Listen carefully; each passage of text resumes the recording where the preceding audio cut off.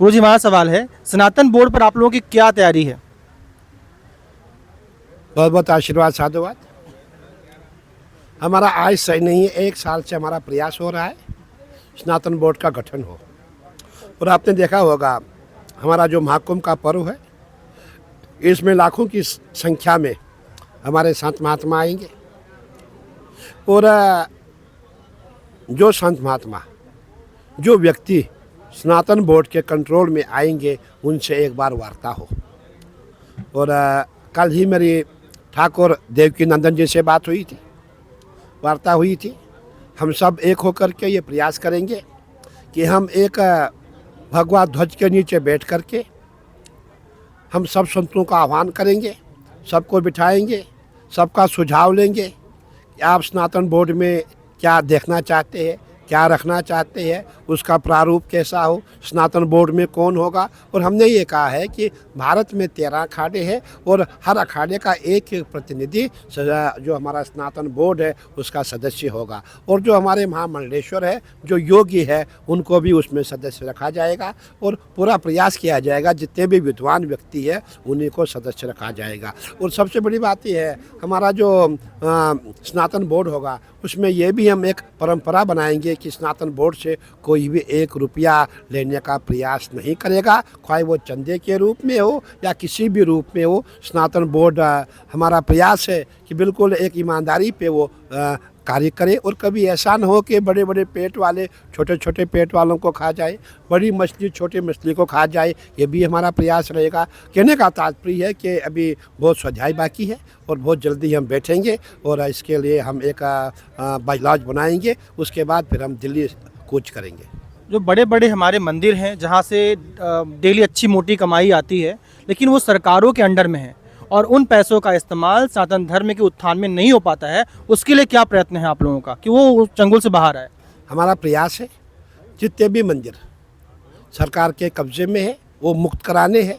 और जितना भी हमारा मंदिर का आय व्यय है वो सनातन बोर्ड ही तय करेगा। उसका खर्चा कहाँ होगा वो सनातन बोर्ड ही तय करेगा। जो हमारे हिंदू समाज में जितने हमारे बच्चियाँ हैं, जो हमारे गरीब बच्चे हैं, उनके उत्थान के लिए पैसा लगाया जाएगा। हमारे यहाँ जो भी, जैसे आपने शादी ब्याह देखा होगा, हमारे यहाँ उत्तराखंड का इलाका है, यूपी का इलाका है, MP है, हमने वहाँ देखा बहुत गरीब जनता वहाँ है जो शादी भी नहीं कर पाते हैं। हमारा पैसा ऐसी जगह पे लगे क्योंकि हमारा दान का पैसा है, मंदिर का पैसा है, मंदिर का पैसा सही जगह पे लगे, ऐसा हमारा प्रयास रहेगा। और हम चाहते हैं कि जितना भी धन हो और सब धन इकट्ठा करके हम अच्छे अच्छे काम हम करें, लेकिन हम सरकार के अंडर में ये कार्य नहीं करेंगे। हम सनातन बोर्ड के द्वारा ही धन का सदुपयोग करेंगे।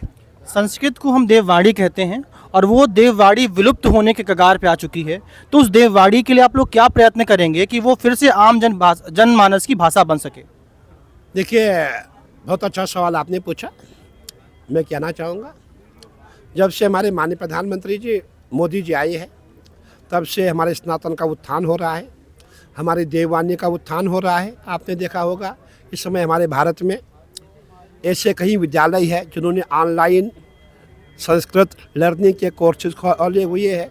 गीता पे काम कर रहे हैं, रामायण पे काम कर रहे हैं, भागवत पे काम कर रहे हैं। जितने हमारे वेद उपनिषद है उन सब पे कार्य हो रहा है। और सबका प्रयास है, हम सबका प्रयास है कि आने वाले समय में जितने हमारे युवा बच्चे हैं सभी संस्कृत में शिक्षित हो जाएंगे। और मैं समझता हूँ कि अब आने वाले जो युग होगा, जब हमारा सनातन बोर्ड बनेगा और हमारे अच्छे अच्छे सरकार में अच्छे अच्छे लोग आएंगे, हम इंग्लिश की जगह पे जो हमारी संस्कृत देववाणी है उसी का प्रयोग रखेंगे। और बहुत ही इस समय आपने देखा होगा, जब हम राम मंदिर के लिए गए थे, जब हम वहाँ पहुँचे थे, वहाँ हमने सैकड़ों टीचर हमसे मिले थे जो संस्कृत के विद्वान थे। उनका प्रयास था कि हम ऑनलाइन हर बच्चे को संस्कृत सिखाएंगे। जब मैंने उनसे फ़ीस की बात की, उन्होंने कहा हम मंथली जो है 21 रुपया फ़ीस लेते हैं, हम मंथली 21 रुपया फ़ीस लेते हैं। और मैं समझता हूँ कि ये जो उन्होंने प्रयास किया था सभी सफल हो रहे हैं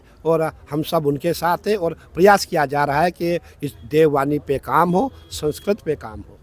गुरुजी, जितने भी स्कूल आज प्रयागराज में हम लोग हैं, प्रयागराज जो टॉप लीडिंग स्कूल्स हैं वो क्रिश्चियन स्कूल हैं। उन विद्यालयों में जो पढ़ने वाले बच्चे हैं, मैं टीचर भी रह चुका हूँ, जब उनका जो ब्रेन वॉश किया जाता है उन स्कूल्स में, उनको अपने धर्म से दूर किया जाता है और उनको नास्तिक या फिर उनको सेकुलर बनाने का प्रयास किया जाता है, जिससे वो भटक करके और धर्मों को अपना लेते हैं। तो इस पर कैसे काम करें, क्योंकि रूट कॉज वही हमारा है। देखिए, जो रूट काज की आप बात करते हैं, हमने भी उस पर सुधार किया हुआ, हमने उस पर काम किया हुआ, और मैं समझता हूँ कि हमारा रोज़ उस पर कार्य होता है।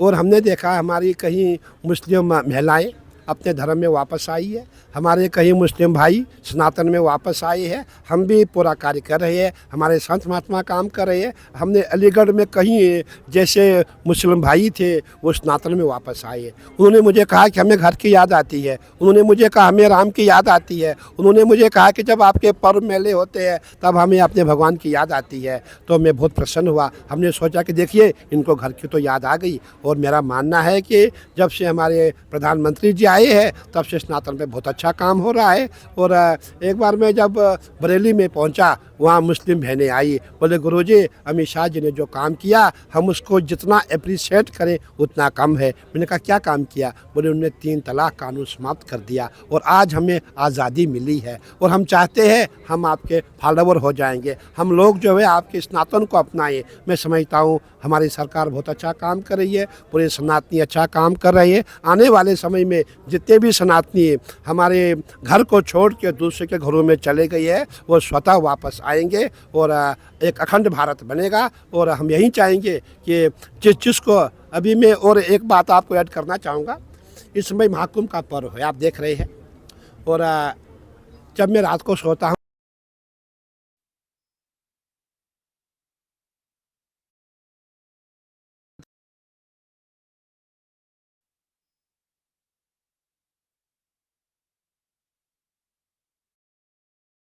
अभी आप स्वाध्याय करो, स्टडी करो, अभी आप सोच विचार करो, सोचो समझो।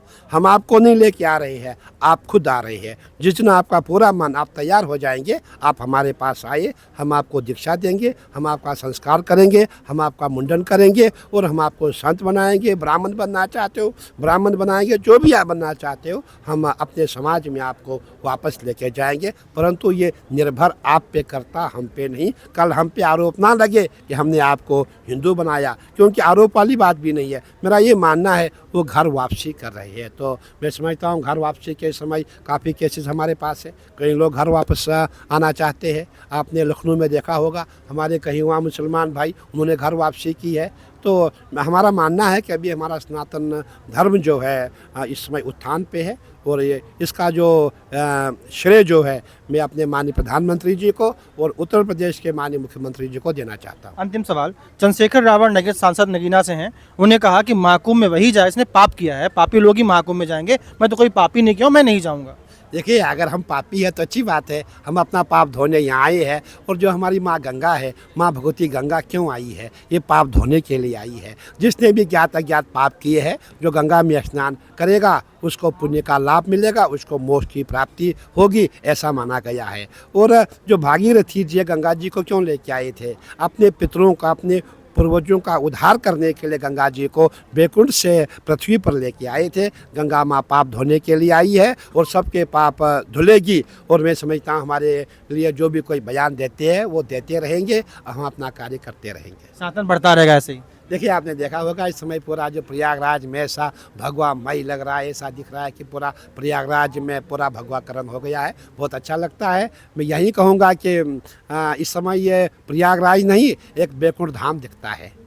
और उसकी परिभाषा क्या है? न तद्भासते सूर्यो न शासको न पावका यद गत्वा निवर्तन्ते तद धाम परमम मम। बैकुंठ क्या है? बैकुंठ है जिसको सैकड़ों सहस्त्रों सूर्य प्रकाशित नहीं कर सकते हैं, जिसको चंद्रमा प्रकाशित नहीं कर सकता है, जिसको बिजली प्रकाशित नहीं कर सकते हैं, ऐसा बैकुंठ का स्वरूप बताया गया है। मैं यही कहूँगा कि आजकल जो हमारे प्रयागराज में 33 करोड़ देवी देवताओं का वास प्रयागराज में है, भगवान हरि का वास प्रयागराज में है। और जिसको भी पाप धोने हैं आओ पाप धो, प्रयागराज आपका इंतजार कर रहा है। और मैं यही कहना चाहूँगा जितने भी हमारे युवा साथी है प्रयागराज में आए, ज्ञात अज्ञात में जो आपसे पाप हुई है उसका प्रायश्चित हो जाएगा और पुण्य का लाभ प्राप्त होगा। और जो हमारा 2025 का महाकुंभ है इसके आप साक्षी बनेंगे। जी गुरुजी, बहुत बहुत धन्यवाद गुरुजी। बहुत आशीर्वाद, साधुवाद। जी गुरुजी।